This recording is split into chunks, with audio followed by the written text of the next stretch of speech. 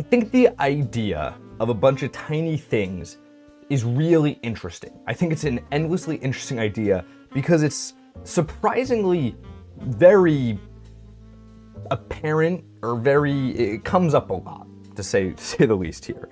Later, you have, I believe it was either Leibniz or Spinoza, I always mix up these two old guys, who both had the idea, or one of them rather, had the idea of monads, which is a small universal kind of thing equivalent to a soul. Basically, he says that I also think this was pre-Adam, but basically he goes like, well, there's a lot of stuff we can't explain with the science we got. What if there's these small little things that are little energy signatures that lead to a soul?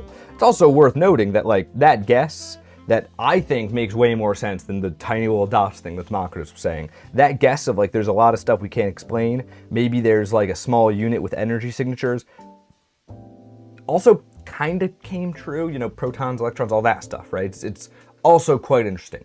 Beyond that, I'd go as far as saying there's a lot of things we still don't understand, right? Just as Democritus was an interesting, maybe slightly out there idea with his tiny little dots back in the 1800s, we could say that Leibniz or Spinoza, whoever came up with this idea that I forget right now, is just like a little ahead of his time. I don't think it's out of the realm of possibility that some other unit will someday be discovered, right?